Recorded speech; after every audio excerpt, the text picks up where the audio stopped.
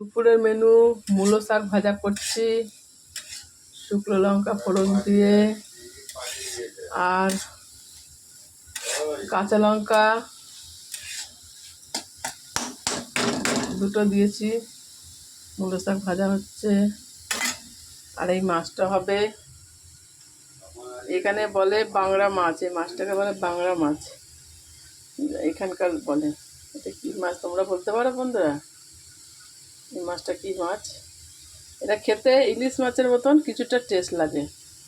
এটা সর্ষে বাটা দিয়ে ভালো লাগে, আর একটু জিরে আর তোমার কাঁচা লঙ্কা বাটা দিয়েও ভালো লাগে।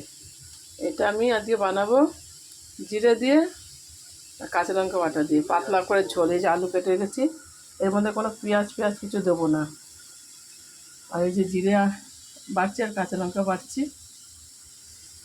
আর এটা আলু দিয়ে ঝোল করবে মাছটা, পাতলা করে ঝোল হবে। মূলো শাক ভাজা আর টমেটোর চাটনি, আর কিছু না।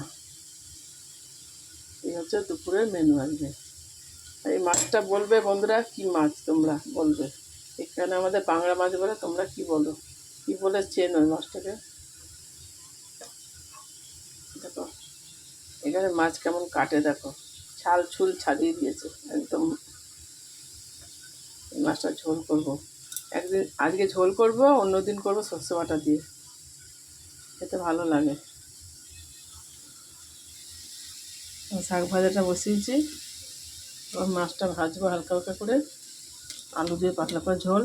এবার ঝোলটা হয়ে গেলে একটু ধনে পাতা ছিটিয়ে দিলে ভালো লাগে। আর এই মাছটা যেমন করবো, কালি জিরে একটু জিরে ফোড়ন দিয়ে আলুটাকে ভাজবো, হলুদ লবণ দিয়ে, তারপর জিরে বাটা আর কাঁচা লঙ্কা বাটা দিয়ে মশলাটা কষিয়ে তারপর জল দিয়ে দেবো, পাতলা করে ঝোল হবে মাছটা। চলো বন্ধুরা রাখছি, মাছের ঝোলটা এখন হবে, তারপর দেখাবো এরপরে ভিডিওটা।